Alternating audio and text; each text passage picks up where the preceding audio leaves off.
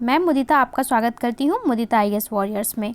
आज हम वर्कशीट 83 कार्यपत्रक 83 करने वाले हैं और ये 8 फरवरी 2021 के लिए दिया गया है। आज आपको रिवीजन करवाई जा रही है अणु और परमाणु, आपका चैप्टर नंबर 3 है। इसमें हम थोड़ा सा टॉपिक देखेंगे क्योंकि मैं बहुत ज़्यादा एक्सप्लेन नहीं करने वाली हूँ। कुछ इंटरनेट की इशू है जिसकी वजह से आपकी वीडियो आप तक जल्दी नहीं पहुँच पा रही है सॉल्यूशन की, इसलिए यहाँ पे सिर्फ सॉल्यूशन की वीडियो आपको दी जा रही है क्योंकि आप ये पहले ही पढ़ चुके हैं। रासायनिक संयोजन का नियम के बारे में हम पढ़ेंगे, द्रव्यमान संरक्षण का नियम, ठीक है। और द्रव्यमान संरक्षण का नियम क्या कहता है कि कोई भी जो द्रव्यमान है किसी भी अभिक्रिया में वो संरक्षित रहता है। अभी हम आगे इसे सॉल्यूशन में समझ लेंगे, इसलिए मैं यहाँ पे आपको ज़्यादा डिटेल में नहीं बता रही हूँ। साथ में ही हम डाल्टन एटॉमिक थ्योरी, डाल्टन के सिद्धांत को देखेंगे, जो डाल्टन जी ने सिद्धांत दिए हैं 5 सिद्धांत, और स्थिर अनुपात का नियम। ये 3 ही चीज़ आज आपको दी गई हैं, ठीक है। और ये आपको 5 क्वेश्चन दिए गए हैं रिवीजन में, तो फटाफट से हम क्वेश्चन देख लेते हैं। पहले क्वेश्चन में बोला है द्रव्यमान संरक्षण के नियम से आप क्या समझते हैं, एक उदाहरण दीजिए। द्रव्यमान संरक्षण के नियम के अनुसार किसी भी रासायनिक अभिक्रिया में द्रव्यमान ना तो बनाया जा सकता है ना ही खत्म किया जा सकता है। इसका अर्थ ये है कि देखिए आपने A प्लस बी अभिक्रिया की, यहाँ पे A प्लस बी को मिलाकर अभिक्रिया की और आपका जो प्रोडक्ट बन रहा है वो C प्लस डी बन रहा है। तो A प्लस बी का जितना द्रव्यमान है, मान लो ये 2 ग्राम है और ये 5 ग्राम है, टोटल कितना हुआ 7 ग्राम हुआ, तो प्रोडक्ट भी जो बनेगा वो आपका 7 ग्राम ही बनेगा, ठीक है। ऐसा नहीं है कि वो कम हो जाएगा या ज़्यादा हो जाएगा, क्योंकि द्रव्यमान या तो किसी वस्तु का ना तो बनाया जा सकता है ना ख़त्म किया जा सकता है। और अगर आपको लगता है कि जो आपका प्रोडक्ट बना है वो 6 ग्राम ही बना है, तो 1 ग्राम कहाँ गया, तो 1 ग्राम बदल गया होगा गैस में या तापमान वृद्धि होने में परिवर्तित हो गया होगा, क्योंकि स्थिर अनुपात का नियम यही कहता है।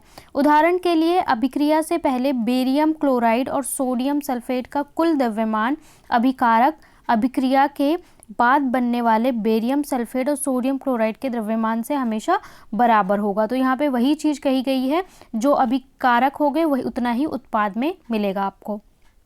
दूसरे में बोला स्थिर अनुपात के नियम से आप क्या समझते हैं, उदाहरण सहित बताइए। स्थिर अनुपात के नियम के अनुसार किसी पदार्थ में उपस्थित तत्वों के द्रव्यमान का अनुपात हमेशा एक ही रहता है। फॉर एग्जाम्पल जैसे कि पानी है, पानी का सूत्र होता है H2O, यानी 2 मॉलिक्यूल हाइड्रोजन के होंगे और 1 ऑक्सीजन का अणु होगा, यानी 2:1 का ही हमेशा यहाँ पे 2:1 का ही रेशो रहता है। तो अगर आप 2 अणु हाइड्रोजन के लोगे और 1 ऑक्सीजन के, तभी पानी बनेगा। ऐसा नहीं है कि आपने एक ले लिया तो वो पानी बन जाएगा। इसी तरह जितने भी हमारे सूत्र हैं सब में एक निश्चित अनुपात होगा। उदाहरण के लिए 9 ग्राम जल को जब आप अपघटित करते हो तो क्या होता है, हमेशा 1 ग्राम हाइड्रोजन और 8 ग्राम ऑक्सीजन ही आपको मिलेगा। यही कहता है हमारा स्थिर अनुपात का नियम। तीसरे प्रश्न में बोला है डाल्टन परमाणु सिद्धांत किस प्रकार हमें रासायनिक संयोजन के दोनों नियमों को समझाने में मदद करता है। जो डाल्टन जी ने थ्योरी दी है, सिद्धांत दिया है, उन्होंने 5 सिद्धांत दिए हैं और उसी पे पूरी रसायन जो है हमारी वो टिकी हुई है। इतने अच्छे सिद्धांत हैं। द्रव्यमान संरक्षण के नियम का अर्थ डाल्टन के दूसरे सिद्धांत, और इसी प्रकार डाल्टन का आखिरी सिद्धांत स्थिर अनुपात के नियम की ओर इशारा करता है। हमने 2 सिद्धांत पढ़े, स्थिर अनुपात का और द्रव्यमान का। तो डाल्टन के सिद्धांत यानी जो दूसरा सिद्धांत है वो हमें संरक्षण मास यानी द्रव्यमान संरक्षण के बारे में बताता है, वहीं जो उनका अंतिम सिद्धांत है वो हमें स्थिर अनुपात के बारे में बताता है। तो ये वो दोनों सिद्धांत हैं। परमाणु अविभाज्य कण हैं जिन्हें किसी भी रासायनिक अभिक्रिया में ना तो बनाया जा सकता है ना ही खत्म किया जा सकता है। और उनका जो आखिरी सिद्धांत था वो था एक यौगिक में उपस्थित विभिन्न प्रकार के परमाणुओं की सापेक्ष संख्या में समान होती है। तो इस तरीके से ये दोनों ही सिद्धांत दोनों नियमों को दर्शाते हैं। चौथा प्रश्न आपको हल करना है, ये आपकी बुद्धि पर आधारित है। यदि 7 ग्राम नाइट्रोजन में 3 ग्राम हाइड्रोजन से संयोजन करके 10 ग्राम एमोनिया बनाता है NH3, यानी कि 7 ग्राम आपका नाइट्रोजन है, ठीक है, और यहाँ पे आपका 7 ग्राम क्या है, नाइट्रोजन है, प्लस 3 ग्राम आपके क्या है, हाइड्रोजन है, और जो एमोनिया बना रहा है NH3 बना रहा है ये 10 ग्राम बना रहा है। अब आपको बोल रहा है क्वेश्चन में कि विभिन्न उत्पादों का द्रव्यमान क्या होगा अगर 7 ग्राम नाइट्रोजन 10 ग्राम हाइड्रोजन के साथ अभिक्रिया करता है। अब आपका क्या है, नाइट्रोजन 7 ग्राम ही लिया है, लेकिन जो हाइड्रोजन है वो कितना ले लिया, 10 ग्राम। तो बोल रहा है अमोनिया कितना बनाएगा।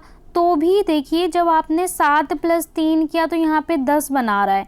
इसी तरीके से 7 प्लस आप यहाँ पे 10 कर रहे हैं तो भी ये 10 नहीं होगा, 3 ही होगा और आपका 10 ग्राम ही अमोनिया बनेगा। ठीक है, क्योंकि यहाँ पे अनुपात के आधार पर बनेगा। तो जब 7 ग्राम 10 ग्राम से करेगा तो यहाँ पे भी 10 ग्राम अमोनिया बनेगा और बाकी का 10 ग्राम हाइड्रोजन में से जो 7 ग्राम हाइड्रोजन है वो वेस्ट हो जाएगा, यानी वो व्यर्थ जाएगा, उसका कोई भी प्रयोग नहीं होगा। तो आप यहाँ हाइड्रोजन बढ़ा देंगे तो भी उसका हाइड्रोजन का केवल 3 ग्राम ही इस्तेमाल होगा और यहाँ पे भी 10 ग्राम ही अमोनिया बनने वाला है। अगला क्वेश्चन है, ये भी ट्विस्ट एंड टर्न क्वेश्चन है। यदि 3 ग्राम कार्बन को 8 ग्राम ऑक्सीजन में जलाने पर 11 ग्राम कार्बन डाइऑक्साइड बनता है। अब आपका 3 ग्राम है और प्लस 8 ग्राम ऑक्सीजन है तो आपका 11 ग्राम क्या बना रहा है, कार्बन डाइऑक्साइड बना रहा है। यहाँ आपका अनुपात है 3:8 का, 3:8 का अनुपात फॉलो कर रहा है। अब बोल रहा है कि अगर आप 12 ग्राम कार्बन ले लेते हैं और 32 ग्राम ऑक्सीजन ले लेते हैं तो आपका कितना बनाएगा। तो यहाँ पे देखिए 3 + 8 11 और यहाँ पे क्या हो जाएगा 44, 12 + 32 44 ग्राम बनाएगा, क्योंकि ये जो है ये भी 3 और 8, यानी कि अगर आप इसे कट करोगे, कैंसिल आउट करोगे तो ये भी 3:8 का रेशो ही बना रहा है। तो यहाँ पे आपका कितना बनेगा, तो यहाँ पर आपका बनेगा 44 ग्राम कार्बन डाइऑक्साइड। दूसरा बोल रहा है आपके उत्तर में बताइए कि कौन से नियम पर आधारित है। तो ये स्थिर अनुपात का नियम यहाँ पे लागू हो रहा है और 3:2 का अनुपात लग रहा है, यानी 3:8 का रेशो जो है अनुपात है उसी को ये फॉलो करने वाला है। इस तरह के क्वेश्चन आपको एग्जाम में पूछे जाएंगे। ये ट्विस्ट एंड टर्न है, आपकी सोच पर आधारित है, कितना समझ में आया उस पर आधारित है। तो यहाँ पे कंप्लीट होती है हमारी वर्कशीट 83। वीडियो को लाइक, शेयर और चैनल को ज़रूर सब्सक्राइब करें।